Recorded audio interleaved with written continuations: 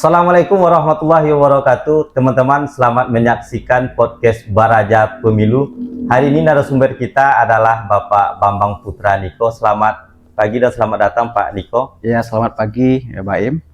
Bapak Bambang Putra Niko ini adalah anggota Bawaslu Kabupaten Pesisir Selatan periode 2023 sampai 2028. Hari ini beliau menjabat sebagai Koordinator Divisi Hukum dan Penyelesaian Sengketa Bawaslu Pesisir Selatan. Bapak Niko lahir di Batang Kapas 37 tahun yang lampau, kemudian pendidikan formal beliau SD, SMP, SMA itu di Batang Kapas, kemudian terakhir itu di STKIP PGRI Sumatera Barat di Padang, dan pengalaman pekerjaan beliau cukup variatif. Beliau pernah menjadi wartawan di beberapa media massa, cetak, elektronik, dan bahkan cyber. Beliau juga pernah mengabdikan diri sesuai dengan akademik beliau. Beliau sarjana bahasa Inggris, pendidikan bahasa Inggris, kemudian pernah menjadi pengajar di salah satu bimbingan belajar di Kota Padang. Bisa ceritakan kepada kami, Pak Niko, bagaimana Bapak tumbuh kemudian berkembang dan mengabdikan diri di Bawaslu ini? Ya, terima kasih host Naimul Kisman yang kerap kita panggil Baim ya. Ya. Nah, dari apa yang ditanyakan oleh Baim tadi, memang sebelum saya menjadi anggota Bawaslu Kabupaten Pesisir Selatan ini memang melewati berbagai perjalanan hidup. Nah, saya itu lahir di Batang Kapas 8 April 1989. Saya lahir dari keluarga yang sederhana. Ayah seorang petani, kemudian ibu juga seorang pedagang kecil atau pedagang di pasar-pasar tradisional. Nah, saya ada 6 bersaudara. Saya sendiri merupakan anak yang tertua ya Pak Ian ya. Anak yang tertua. Nah, soal perjalanan pendidikan, saya kalau SD, SMP, dan SMA itu memang tamat di kampung di Batang Kapas ya. Kemudian melanjutkan pendidikan di perguruan tinggi itu di PGRI STKIP PGRI Sumatera Barat dengan jurusan pendidikan bahasa Inggris. Nah, begitu Pak Em. Nah, kalau kita bicara soal pengalaman organisasi, nah kalau kita lihat, nah kaleidoskop saya dari di perguruan tinggi itu, nah saya itu masuk di tahun 2007, kemudian menamatkan pendidikan di perguruan tinggi itu selama 5,5 tahun, Mbak Im. Jadi kalau biasanya orang tamatnya 4 tahun, tapi saya lebih lama, 5,5 tahun. Nah, ini bukan karena malas kuliah, tapi ini karena faktor keadaan, di mana waktu kuliah saya juga sempat bekerja sambil kuliah. Nah, 1 semester kuliah, kemudian 1 semester lagi saya mengambil cuti atau berhenti sementara. Nah, begitu. Nah, kalau untuk pengalaman organisasi, Mbak Im, di kampus itu saya pernah dulu menjadi anggota DLM ya.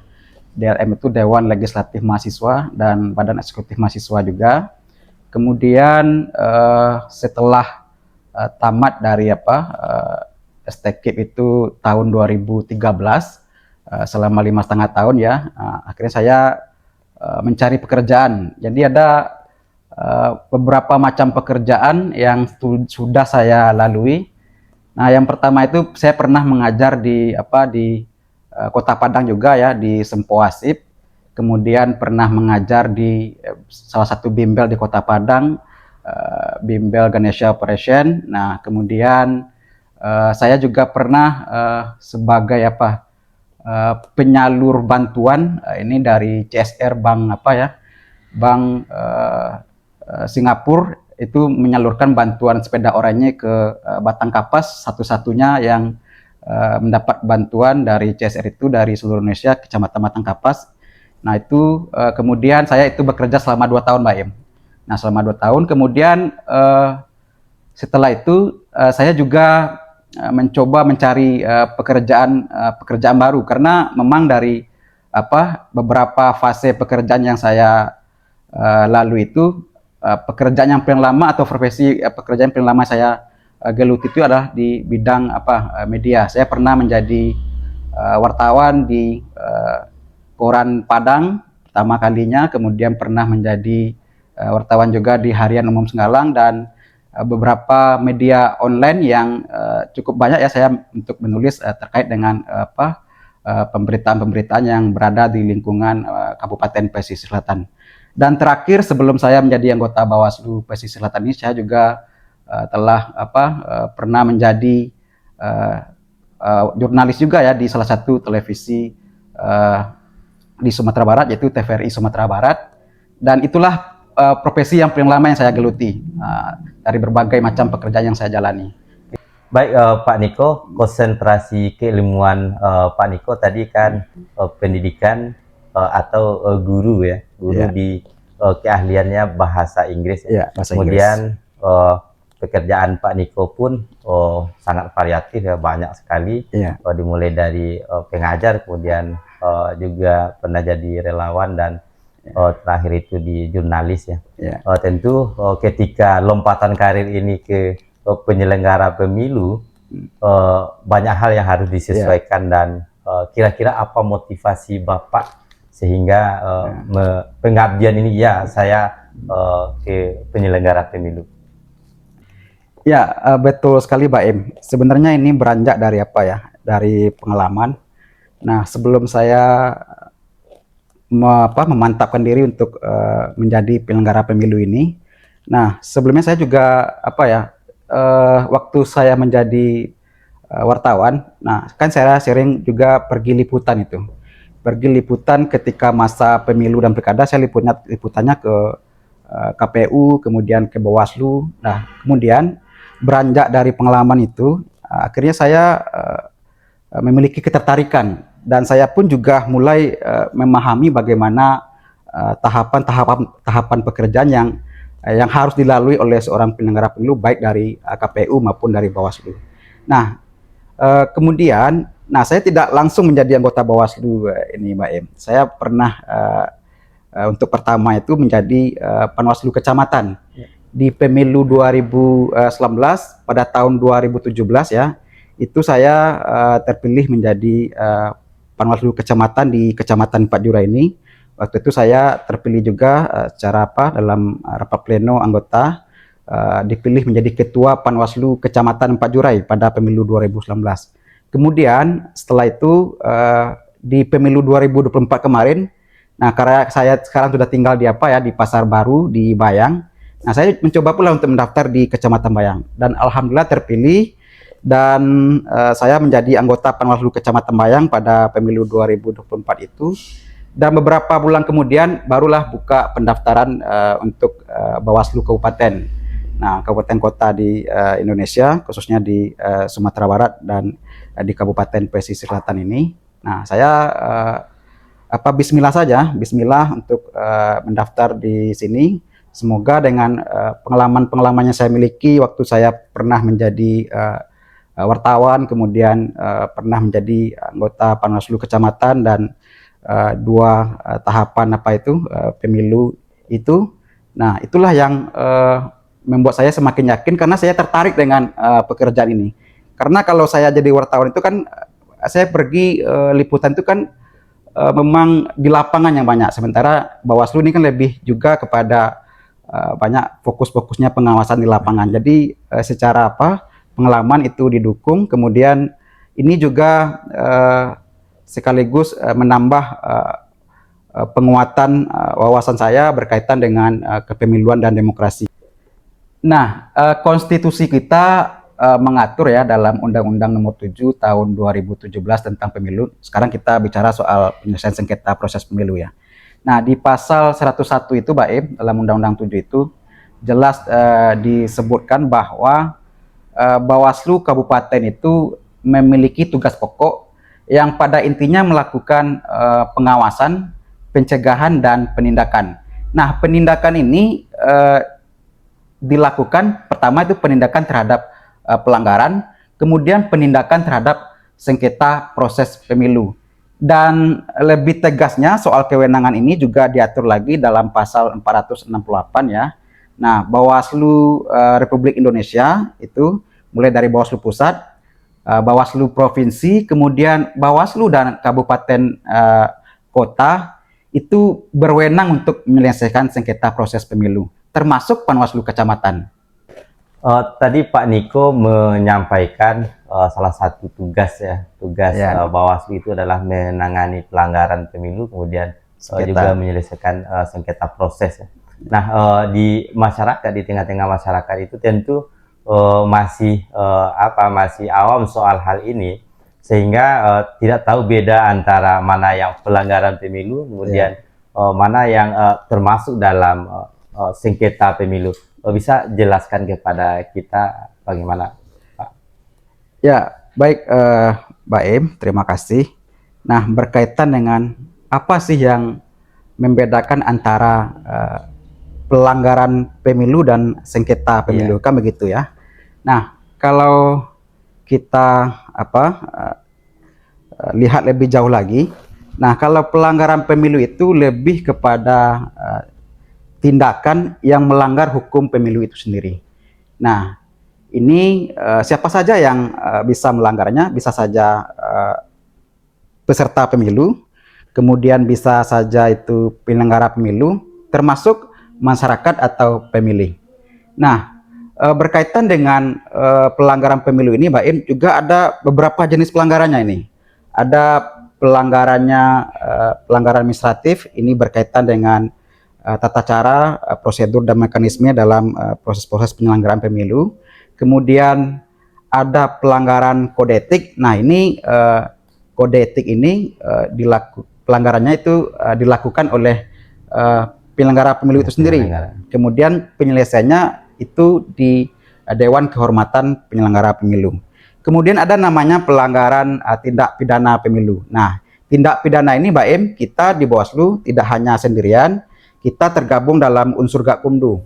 Ada yang namanya dari kepolisian, kemudian kejaksaan, dan Bawaslu. 3 unsur inilah yang nanti untuk bersama-sama ketika memang ada suatu laporan terkait dengan tidak pidana pemilu. Kemudian yang terakhir itu ada namanya pelanggaran peraturan perundang-undangan lainnya. Ini bisa saja seperti pelanggaran netralitas ASN, kemudian atau pelanggaran yang memang para pihak itu dilarang dalam undang-undang kita, Undang 7 tentang pemilu itu untuk melakukan sesuatu yang dilanggar. Nah, ini yang perlu kita ketahui bersama. Kemudian terkait dengan pelanggaran sengketa tadi kan. Nah, kan tadi pada intinya ada 2 tugas pokok selain dari pengawasan, yaitu penindakan terhadap pelanggaran pemilu, kemudian penindakan terhadap sengketa pemilu. Nah, sengketa pemilu ini, Mbak Em, ini lebih kepada perselisihan atau konflik dari para pihak yang terlibat dalam pemilu itu, dan ini juga terbagi dari berbagai terdiri dari 2 macam. Ada yang namanya sengketa pemilu, kemudian ada yang namanya sengketa proses pemilu. Nah, kalau sengketa proses pemilu itu memang kita di Bawaslu yang menangani atau menyelesaikan ketika memang ada terjadi permohonan sengketa ke Bawaslu ya. Kalau sengketa sengketa hasil itu lebih upaya hukumnya dapat diselesaikan melalui Mahkamah Konstitusi. Begitu, Pak.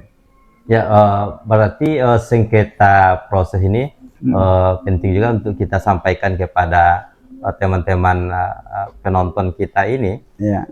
Sengketa proses ini kira-kira siapa saja yang bisa menjadi pemohon ya, pemohon, kemudian bisa jadi termohon ya siapa? Kira-kira siapa, Pak Niko? Baik, terima kasih Mbak Em ya. Nah, berkaitan dengan sengketa proses, nah kita bagi lagi nih. Kalau bicara soal sengketa proses ini terbagi 2 pula, Mbak Em. Ada yang namanya sengketa proses itu antar peserta. Maksudnya antar peserta pemilu yang satu dengan peserta pemilu yang lain. Kemudian ada namanya sengketa antara peserta pemilu dengan penyelenggara pemilu. Contohnya bisa saja partai politik peserta pemilu dengan penyelenggara pemilu, dalam hal inilah KPU ya. Nah, ini juga berbeda-beda dalam segi penyelesaiannya. Kemudian siapa yang berhak untuk melapor atau melakukan permohonan dan bagaimana cara untuk menyelesaikan sengketa proses dari dua jenis sengketa ini. Nah, kalau sengketa proses antar peserta ini memang diajukan langsung ya oleh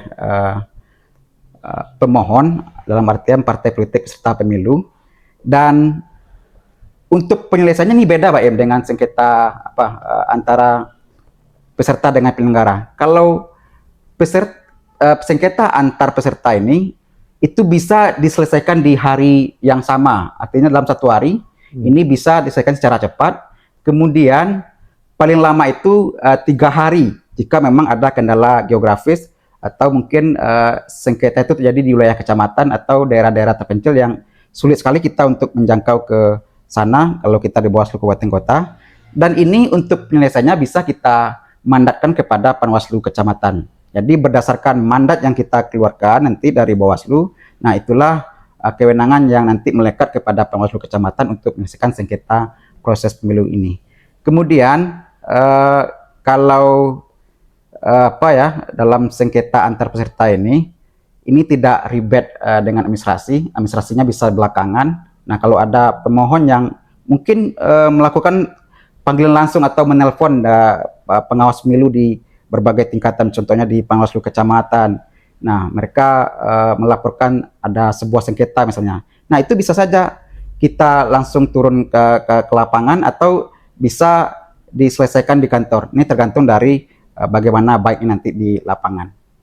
Itu baik. Ya, berarti tinggal soal sengketa antar sengketa antar penyelenggara dengan peserta ya. Ya. Nah, tadi kita kan bicara soal sengketa antar peserta. Sekarang kita masuk sengketa antara peserta pemilu dengan penyelenggara pemilu. Nah, bagaimana cara penyelesaiannya? Nah, tentu ini berawal juga dari permohonan sengketa yang disampaikan oleh pemohon. Nah, di mana objek sengketa ini berbeda dengan ketika kita menyelesaikan sengketa antar peserta BM. Nah, kalau sengketa antara peserta dengan penyelenggara ini, objek sengketanya itu terletak pada keputusan KPU ya, ataupun berita acara yang biasanya terjadi ini pada masa tahapan pencalonan hingga penetapan peserta pemilu. Nah, kemudian ini bisa dimohonkan oleh pemohon itu 3 hari sejak ditetapkannya keputusan KPU atau berita acara itu.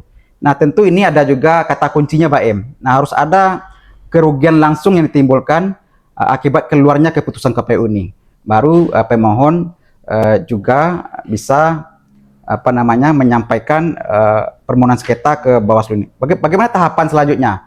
Nah, ketika permohonan itu disampaikan ke kita di Bawaslu sebagai penyelenggara yang diberikan kewenangan untuk menyelesaikan sengketa proses pemilu ini.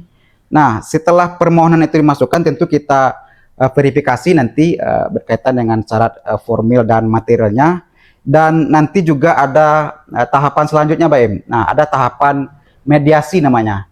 Kemudian ada tahapan namanya adjudikasi sampai nanti dengan putusan.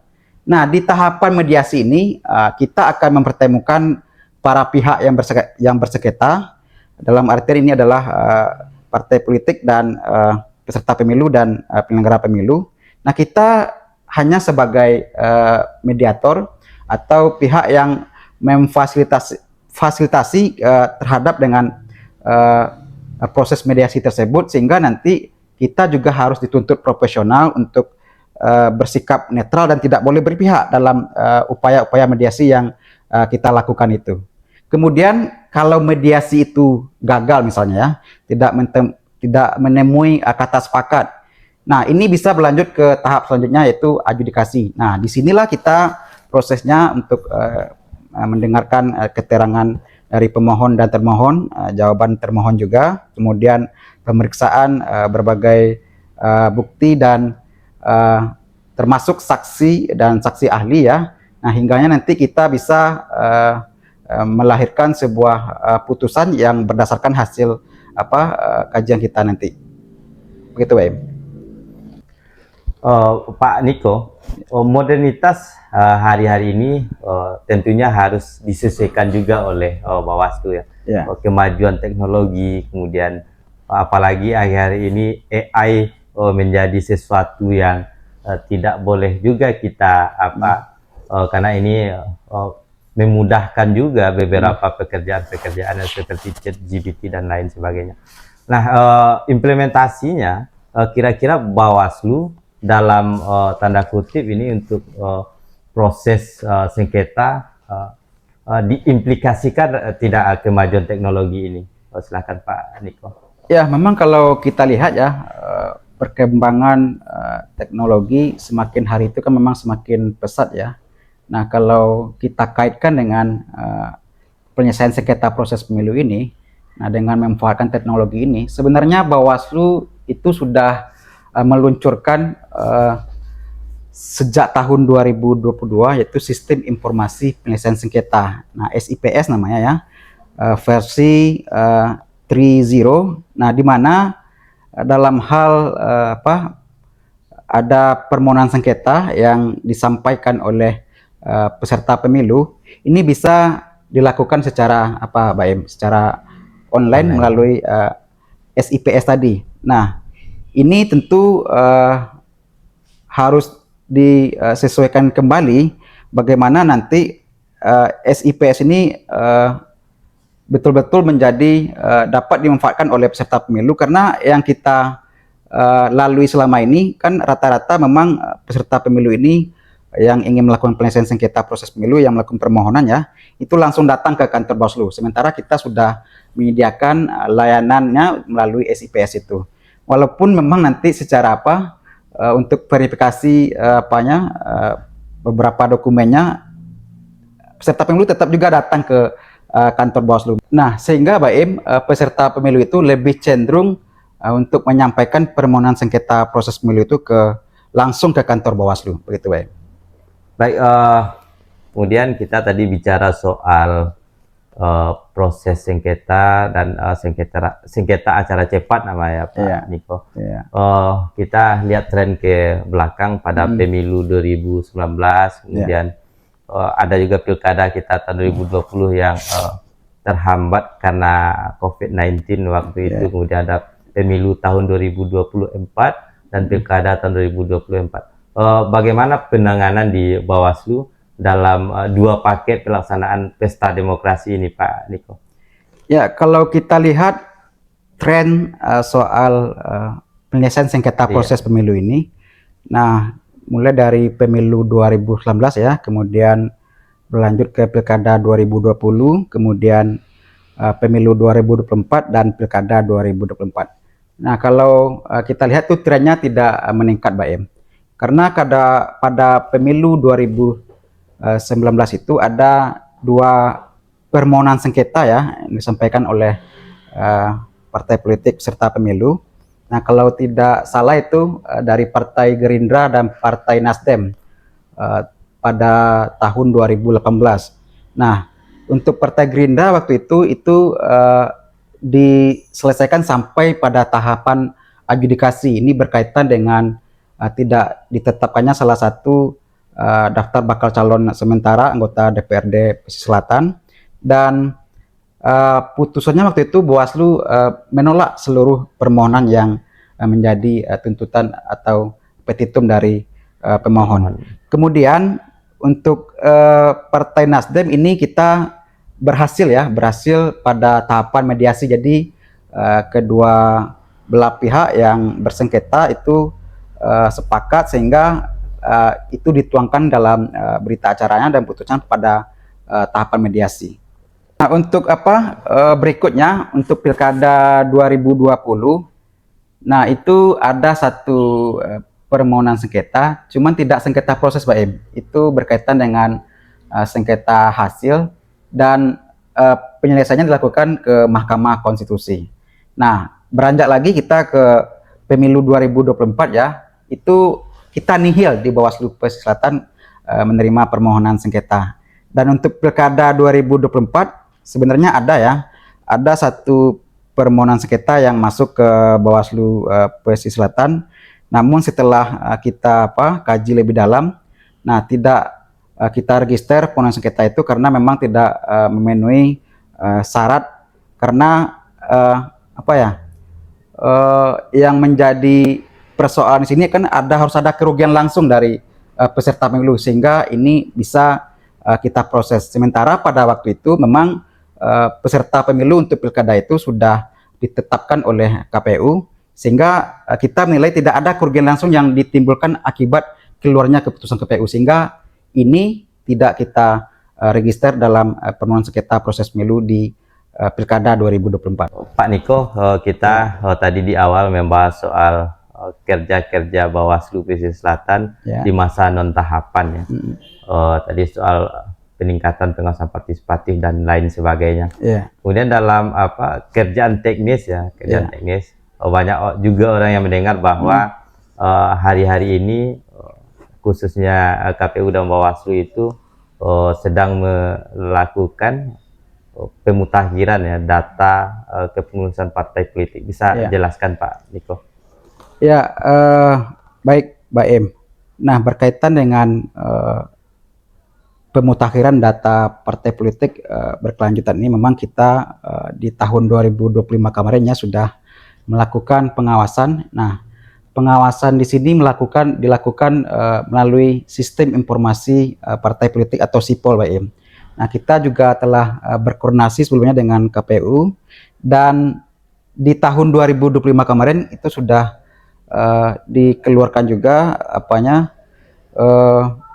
hasil pemutakhirannya untuk semester 1 dan semester 2. Nah, untuk pengawasan pemutakhiran ini, data partai politik berkelanjutan ini, kita berpedoman pada SE 41 tahun 2025.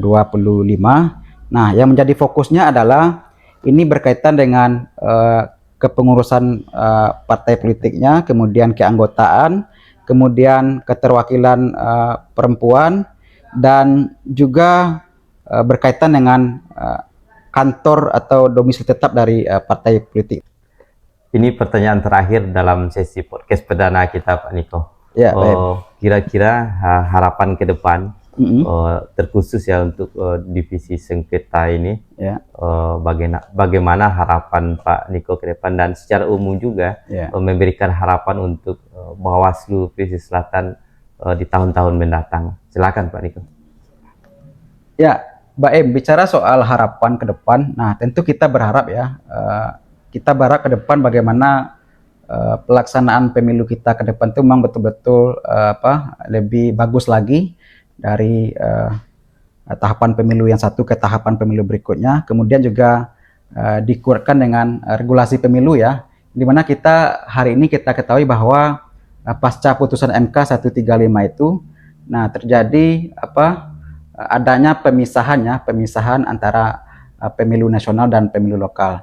Nah, tentu kita harus menunggu regulasi baru ini keluar, sehingga ini juga menjadi pedoman juga bagi kita bagaimana desain hukum pemilu kita ke depannya. Nah, dari sisi penyelesaian sengketa, tentu sebagaimana kita ketahui, nah kita kan juga berpedoman dari beberapa aturan. Nah, kalau kini kita masih memakai Undang-Undang 7 ya, kemudian diatur lebih lanjut melalui Peraturan Bawaslu nomor 9 tahun 2022, dan diatur lebih rinci lagi melalui keputusan Ketua Bawaslu RI nomor 3 tahun 2023. Nah, kita berharap berkaitan dengan sengketa ini, tentu kita harus sosialisasikan kepada pihak-pihak terkait, apakah itu ke partai politik, kemudian jajaran kita di Bawaslu Kecamatan berkaitan dengan penyelesaian sengketa proses acara cepatnya, kemudian ke KPU juga, sehingga nanti ada satu persepsi pemahaman yang membuat kita lebih mudah untuk melakukan proses-proses pemilu ini lebih baik ke depan. Dan satu hal lagi yang menjadi harapan bersama bagi kita, tentu dengan adanya penegakan hukum pemilu ini, dengan aturan yang baru nanti, tentu kita harus lebih profesional lagi sebagai penyelenggara. Kemudian kepatuhan dari peserta pemilu ini juga penting, termasuk masyarakat. Kita juga berharap bersama nanti bagaimana pengawalan pesta demokrasi kita ke depan ini tidak hanya mengandalkan dari Bawaslu, tapi memang diharapkan masyarakat terlibat aktif Pak Im, sehingga ini berjalan dengan maksimal sesuai dengan harapan kita, yang mana kita selalu sampaikan di berbagai kegiatan bahwa bersama rakyat awasi pemilu, bersama Bawaslu tegakkan keadilan pemilu. Terima kasih Pak Niko sudah hadir dalam memberikan pengayaan pengetahuan tentang kepemiluan kepada teman-teman kita. Ya, terima kasih Mbak Im. Semoga informasi yang kita sampaikan tadi bermanfaat ya, khususnya untuk masyarakat luas yang nantinya bisa disaksikan langsung ya melalui YouTube kita di Bawaslu Pesisir Selatan, yang mana nanti akan secara berkelanjutan ya, nanti kita akan sampaikan lagi berbagai macam topik berkenaan dengan kepemiluan dan demokrasi. Baik teman-teman, terima kasih sudah menyaksikan podcast Beraja Pemilu.